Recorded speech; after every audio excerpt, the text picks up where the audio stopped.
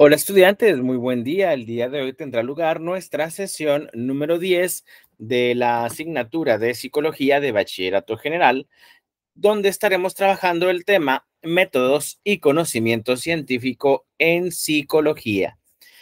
Por acá de la sesión número 9, nosotros compartíamos material donde dábamos un poquito de visión sobre cómo era el método científico en la cuestión de la investigación que involucraba a las ciencias de la disciplina de la psicología. En este caso, nosotros nos hemos basado y fundamentado en cuatro métodos. El método de hipótesis, el cual tiene que ver con supuestos, tiene que ver de manera directa con el rastreo de información, con el análisis. Primordialmente, uno de los métodos más ampliamente conocidos es el método de la observación. ¿Observación de qué? En lo específico de hechos y problemas. Y a través de la observación, el psicólogo, como profesional de la salud, como profesional de la conducta, suele registrar hechos y aislar situaciones para ir identificando en qué medida o en qué frecuencia aparecen dichas manifestaciones y cómo se correlacionan. La finalidad de la observación es, además de llevar el registro de hechos, es proporcionar explicaciones basadas en evidencia y al menos desde la rama del conductismo, específicamente centradas en el estímulo o en lo que provoca la aparición de dicha respuesta. Otro aspecto, como bien lo mencionábamos, la hipótesis, que es realmente el más amplio conocido, al menos desde el campo profesional, porque la hipótesis parte de un supuesto. En este caso, en psicología, consistirá en la explicación provisional de un fenómeno, algo que me permita dar, por así decirlo, una primera causa o una primera aproximación al porqué o a la explicación de cómo se presentan dichos fenómenos. Otro aspecto que también encontramos en el método científico en psicología es el de la deducción. La deducción es un tipo de razonamiento. En este razonamiento, nosotros vamos haciendo un contraste, por así decirlo, con este supuesto, con esta idea inicial, con esta hipótesis. La finalidad de la deducción es hacer un contraste, hacer una comparativa o poner frente a frente la realidad observada frente a la hipótesis, frente a las explicaciones, teorías y postulados que han en su momento estudiado o abordado dicho fenómeno. Y por último tenemos la contrastación.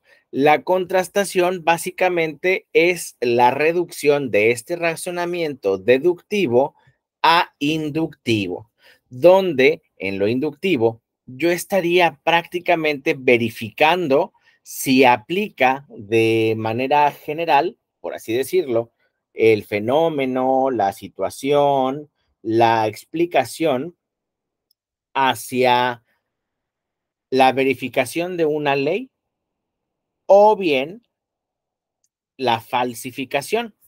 La falsificación ocurre en el momento de que este contraste, esta contrastación, no termina siendo afín o no termina siendo adecuada a esta hipótesis planteada. Para esto, el razonamiento puede ser inductivo y deductivo. El razonamiento deductivo, que es este que estábamos viendo en la anterioridad, el cual me va a permitir contrastar la hipótesis, es un proceso lógico, una forma de pensamiento que trata de ir de lo general a lo particular, mientras que lo inductivo es lo opuesto. El razonamiento inductivo consiste en partir de un principio o en partir de una conclusión general para llevarlo al dato concreto. Entonces, la deducción, pudiéramos decirlo con palabras cristianas, con palabras muy simples, es inferir aquello que va de lo particular hacia lo general, y la inducción es aquello que permite partir de lo general para aterrizarlo en patrones concretos o en datos concretos. Para esto, el razonamiento inductivo consiste en una observación específica y esta observación específica, como lo estamos viendo, trata de tener, digámoslo así, una explicación o conclusión generalizada. Cuando esta es generalizada, cuando la contrastación termina siendo verificación, pues esto se convierte en ley. ¿Por qué? Porque la ley aplica en diferentes manifestaciones de un mismo fenómeno. Ahora, los métodos de la psicología.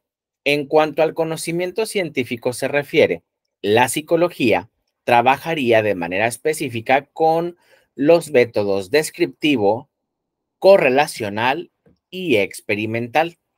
Dicho sea de paso, esto también tiene mucho que ver con los alcances que la misma rama de la psicología puede estar abarcando. El descriptivo pudiéramos decir que es explicativo, en el sentido de que trata de dar un concepto, de que trata de dar una definición de lo aparente, de lo que se puede observar, de lo que se puede manifestar, de lo que se puede ver, de lo que se puede medir.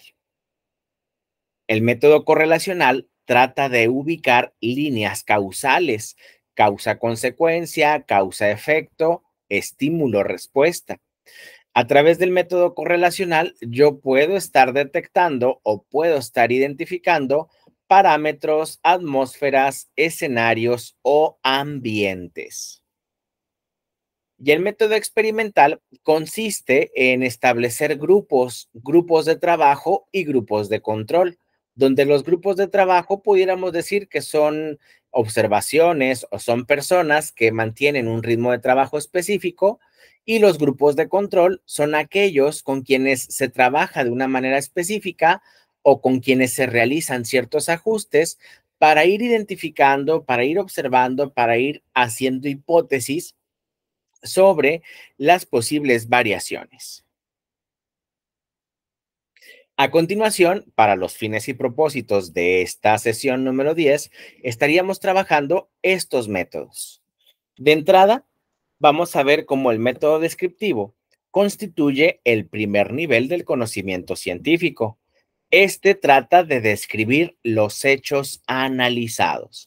Mucho ojo, en el método descriptivo, la persona, el psicólogo, no va a estar interviniendo ni va a estar haciendo separaciones o evitando o intromisiones en el proceso en el que se manifiesta el fenómeno. Para esto, el método descriptivo puede recurrir, digámoslo de alguna manera, a distintos recursos que le van a permitir no tanto intervenir, sino más bien el poder estar trabajando de acuerdo a los alcances que éste pretenda.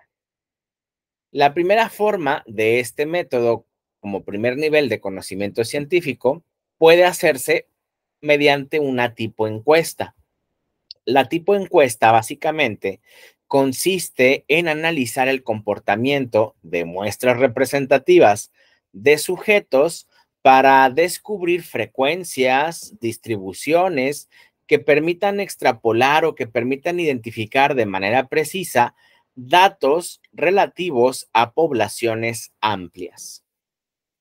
El tipo encuesta también puede ser una especie de hoja de cotejo o de hoja checklist donde vamos nosotros identificando algunas características del entorno, algunos comportamientos específicos de las personas o bien algunas formas como pudieran ser las horas del día, los días de la semana o los meses en que se muestra o en la que se está llevando a cabo dicha fenomenología o dicho tipo de manifestación. Volvemos a insistir, esta es solamente una pequeña parte o una muestra de los alcances que los métodos pueden estar teniendo. Otra forma de trabajar método descriptivo, además de la encuesta, es el estudio de casos. Mediante el análisis de casos se lleva a cabo un análisis del comportamiento de un sujeto o bien de un grupo situado en un contexto específico. Y digámoslo así, de repente nosotros que trabajamos en educación tenemos una queja constante donde nos hacen ver que el hijo de la familia no se porta de esa manera en casa, o que por el contrario, la forma en la que referimos el niño es colaborador, el niño es participativo en la escuela, para nada tiene que ver con su personalidad o su forma de ser en casa. A eso nos referimos con el estudio de caso, como a través de la descripción, nosotros analizamos el comportamiento, el temperamento y la personalidad de alguien y posteriormente vamos identificando este comportamiento basado en un grupo o basado en un contexto específico. Este ejemplo que te digo del niño que es uno en casa y que es otro en la escuela es un ejemplo de estudio de casos y suele suceder que el contexto y los compañeros y los amigos con los que el niño se relaciona en la escuela pues hacen que su personalidad pase a otra etapa o pase a otro nivel y el comportamiento sea distinto. También existen para el método descriptivo los estudios observacionales. Las observaciones registran lo que está aconteciendo en un entorno natural. Este entorno natural exige que no haya intervención por parte del psicólogo, así como tampoco haya ningún tipo de causa o ningún tipo de provocación que trate de que se genere dicho acontecimiento.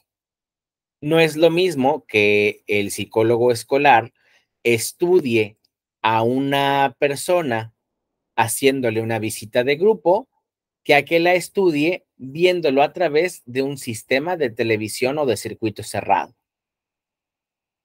Como puedes ver, la intervención es mínima y aún así, aunque la intervención es mínima, podemos encontrar diferencias muy marcadas en la forma en la que la presencia o no del psicólogo determina el comportamiento de la persona.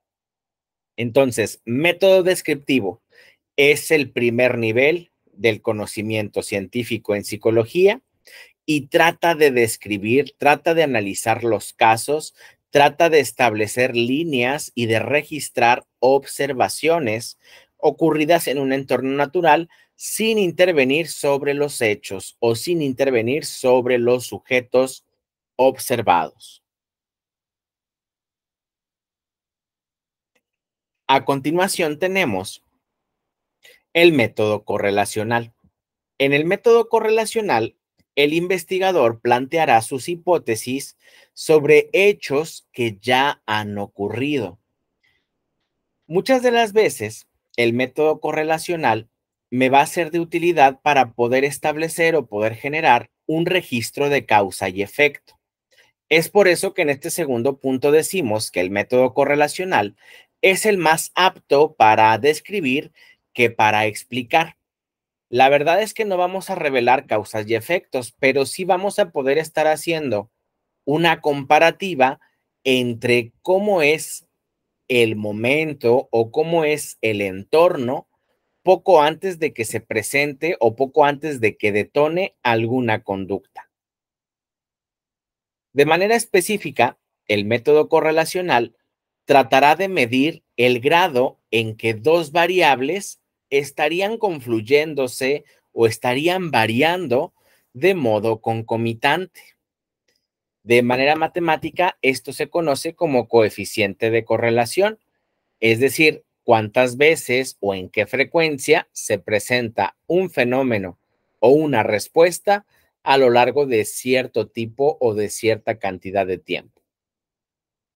Para esto, nosotros vamos a estar manejando el conocimiento de las variables, variables independientes y variables dependientes.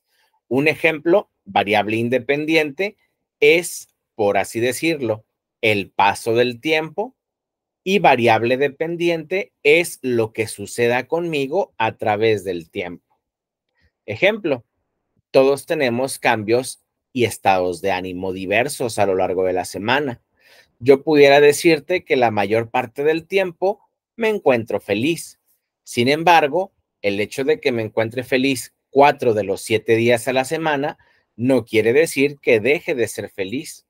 Quiere decir más bien que hay otras emociones que tienen lugar en mis días de la semana, como pudieran ser la preocupación, como pudieran ser el miedo, como pudieran ser la ira. Y aún así, este coeficiente de correlación básicamente es de 7 días, Juan está contento 4, Juan está preocupado 2 y se encuentra temeroso 1. Por ponerte un ejemplo. Ahí es donde vemos la variable independiente, que son los días de la semana, porque pudiera ser que los lunes no siempre esté contento. Y el hecho de que yo no esté contento el lunes, que me encuentre molesto o que me encuentre temeroso, pues el lunes seguirá siendo lunes y el día que le sigue al lunes seguirá siendo el martes. Por eso el tiempo es una variable independiente, porque pasa indiscutiblemente y muy a pesar de que yo esté o no esté contento. Mientras que la variable dependiente tiene que ver de manera directa con este cambio o bien con esta forma en la que se presenta el efecto. Un ejemplo de correlación entre variable independiente y variable dependiente es el que manejamos en esta nube. Variable independiente, estar deprimido. No toda la gente está deprimida, ni tampoco todos los deprimidos actúan de esta manera.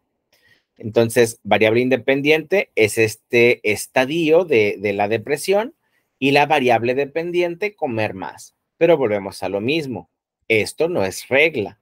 Puede ser que el paciente deprimido, en lugar de tener más apetito, en realidad lo pierda. De acuerdo al coeficiente de correlación, vamos a estar denominando dos tipos.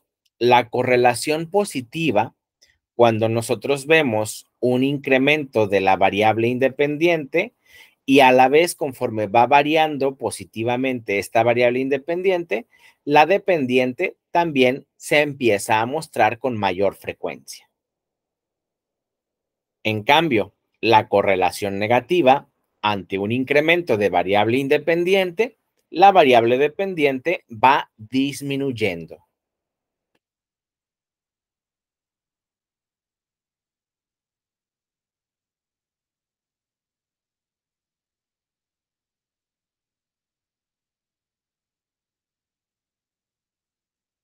Un ejemplo, cuando empezamos a hacer ejercicio. Juan es una persona de 33 años que no hace ejercicio. Juan no hace ejercicio, variable independiente, porque esto pasa indiscutiblemente. Y como Juan no hace ejercicio, variable dependiente, Juan duerme mucho. Variable independiente, Juan comienza a hacer ejercicio. Variable dependiente, a partir del ejercicio que está pasando con Juan, Juan empieza a dormir menos. Variable independiente, ejercitarse. Variable dependiente, el tiempo de sueño.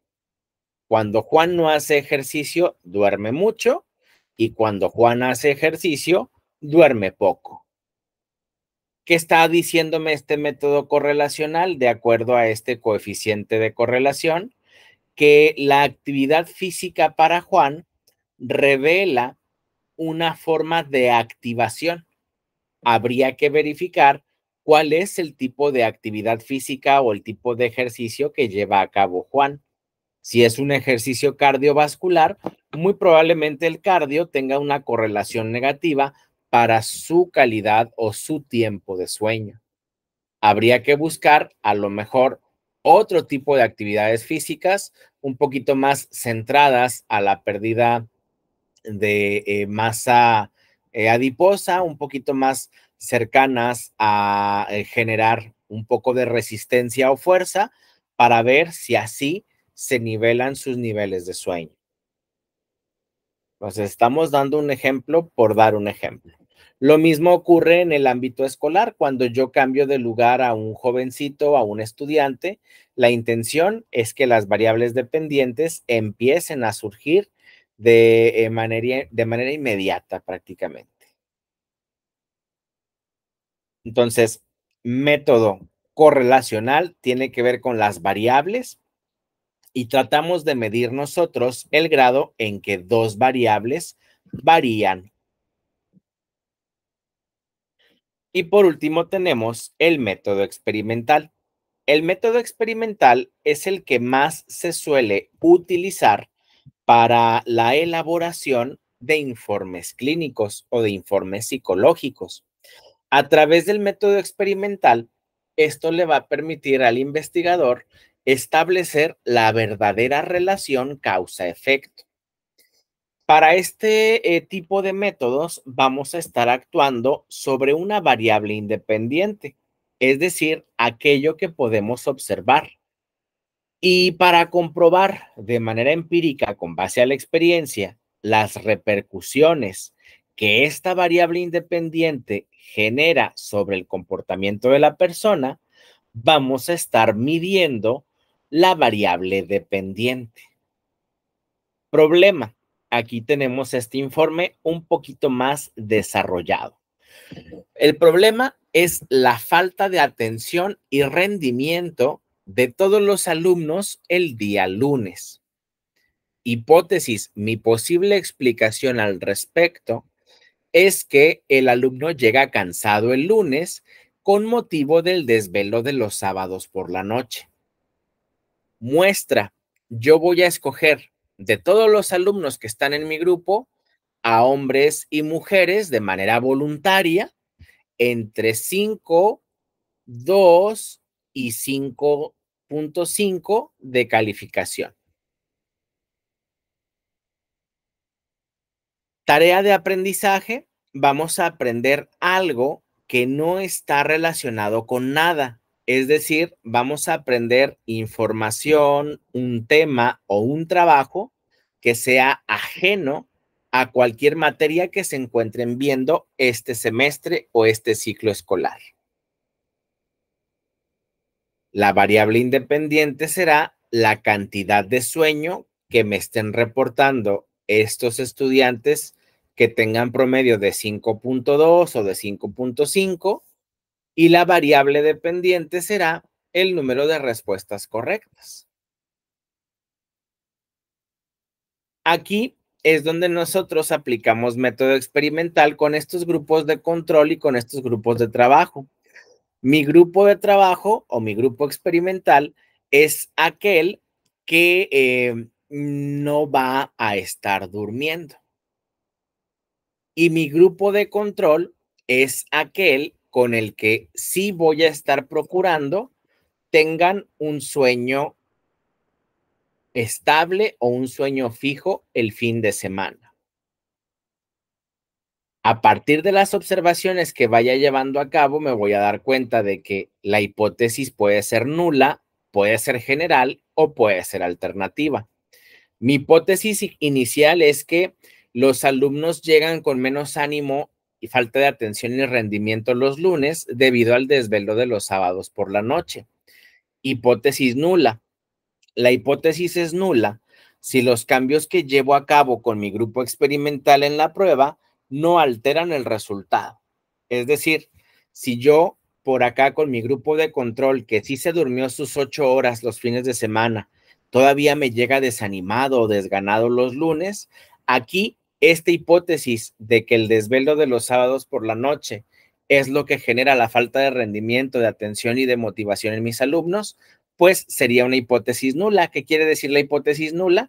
Que esta creencia inicial o que este supuesto inicial no es correcto. Y mi hipótesis alternativa pudiera ser cualquier variación en el aspecto de las condiciones de los resultados variables. A lo mejor aquí, si yo con mi grupo experimental y mi grupo de control sigo dándome cuenta de que los lunes son días fatales para mi grupo, muy probablemente me voy a dar cuenta por acá de que una hipótesis alterna es que el ambiente, que la costumbre genera que los lunes sean días poco apreciados por el alumno.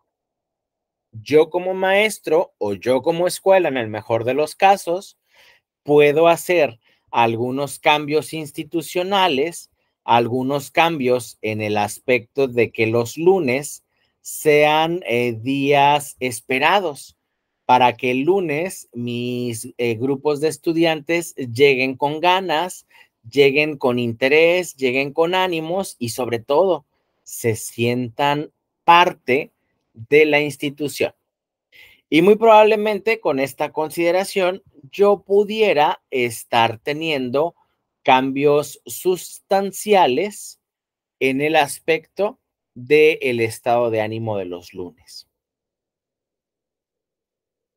Y bien, de esta manera es como finalizamos con esta sesión número 10. Del mismo modo, también estamos concluyendo con esta unidad de aprendizaje.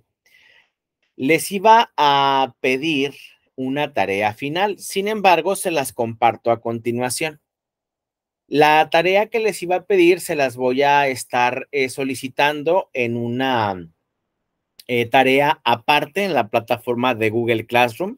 Sería exactamente este cuadro comparativo, donde por aquí vamos a estar diferenciando 4 aspectos de los métodos descriptivo, correlacional y experimental. ¿Qué es lo que me interesa que tengas y sobre todo te lleves como aprendizaje? ¿Cuál es el objetivo de cada método? Para el descriptivo, su objetivo es la observación y el registro de conductas. Para el correlacional es detectar relaciones naturales entre variables. Y para el experimental es referir causas y efectos.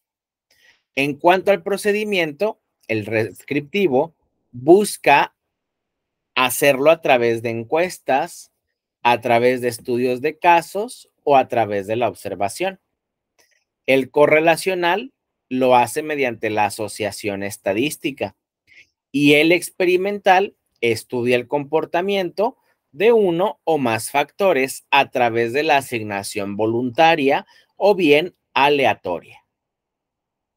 La manipulación en cuanto al objeto de estudio, el descriptivo y el correlacional no manipulan variables, pero en el experimental sí hay manipulación. ¿Te acuerdas que en el descriptivo nosotros hemos mencionado que los hechos se van a analizar sin intervenir sobre ellos y que en el correlacional también por acá planteamos una hipótesis, vamos a describir, pero no a explicar? ¿Por qué? Porque lo que nos interesa es identificar estas variables independientes y variables dependientes. Mientras que en el experimental, como vamos a tener un grupo de trabajo y un grupo de control, aquí sí vamos a estar interviniendo.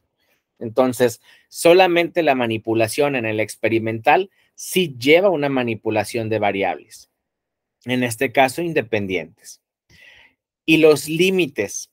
Para el caso del método descriptivo, vamos a tener como principal limitación la observación, ya que la observación va a depender del medio. Si por acá yo no quiero ser invasivo, si lo que quiero hacer es una visualización o una observación a través de la cámara o circuito cerrado del salón de clases, pues al no estar escuchando las conversaciones, al no estar al tanto de los sonidos, o bien de la iluminación del lugar, pues yo puedo caer en una forma errónea de hacer la observación. Estos errores en el método de investigación se llaman sesgos.